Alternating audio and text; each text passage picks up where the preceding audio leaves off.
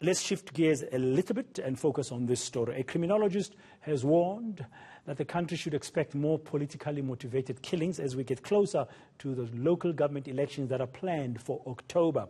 This follows the murder of ANC councillor Nokuthula Bolike, who was shot outside her home in Old Crossroads in Cape Town.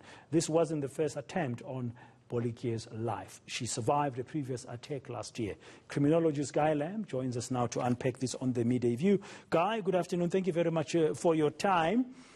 On the back of this mayhem we've seen in the past week, which when it started, we were sort of all caught up in looking at it as a result of poverty. People are hungry, and then within 24 hours we realized that maybe we were going on the wrong track. And now we are hearing from government, this was more than just that, and we're still waiting to really see the faces of those people who have been behind it. The government is promising that they are after them, the president using those words today in Durban. We have that small matter of the municipal elections coming ahead, that's coming in October. I wonder if they will happen now.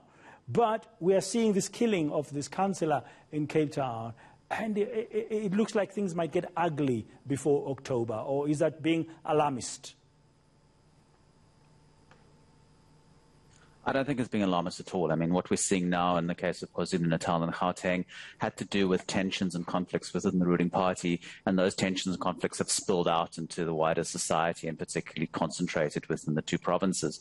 But certainly political assassinations are not with us, and they've largely been concentrated in the ruling party, but opposition political parties have experienced it too. And some interesting data that's been put out there by the Global Initiative Against Transnational Organized Crime. They have something called Assassination Witness, which was, collecting data on political assassinations and other assassinations up to a few years ago. And their data demonstrated that we saw major uptick, major increases in political assassinations in the build-up to local government municipal elections. Now, of course, the great concern is what's happening now within KwaZulu-Natal and Gauteng within the ANC. So we're likely to see a lot more jostling, a lot more conflict, a lot more use of violence to try and outmaneuver other factions within the African National Congress. So there's clearly very high risks of violence. And just to kind of follow on from consequences of looting. Carry on, Guy. Or consequences of looting? And consequences of looting, you're talking about the environmental consequences. There's a story that's just been broken on News 24 about 1.5 million rounds of ammunition that have been stolen from a container area in the Durban area. And that's in the context of KwaZulu-Natal, in the context of the current conflicts, and also in the build-up to the local government elections is highly problematic, because more ammunition into this very explosive, tense situation is going to lead to a lot more killings. Yeah, I mean, that's a million of rounds that have been stolen, according to News 24, as you say.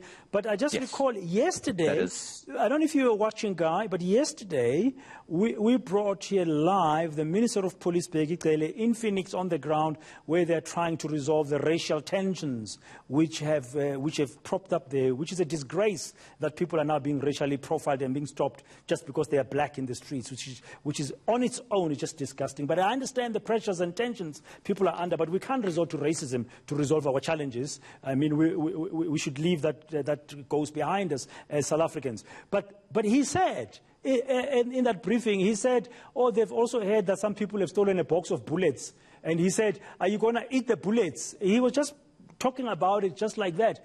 And it's concerning from your context that you're giving us that you're heading up to elections. Already there's research and data showing that the specter of political killings ahead of the elections is beginning to rear its ugly head, to borrow an old cliche expression. It's not only political killings, it's also other forms of violent crime. And we've got a precedent here. If you look at the city of Cape Town, we had, more than 2,000 firearms that through a few corrupt policemen ended up in the hands of gangs, directly in the hands of gangs. And the murder rate in Cape Town doubled in a space of about 8 years. And so when you add ammunition and firearms to a very tense situation, you're asking for very serious trouble. Okay, thank you very much. Dr. Guy Lamb, he's a criminologist as well from the Stellenbosch University.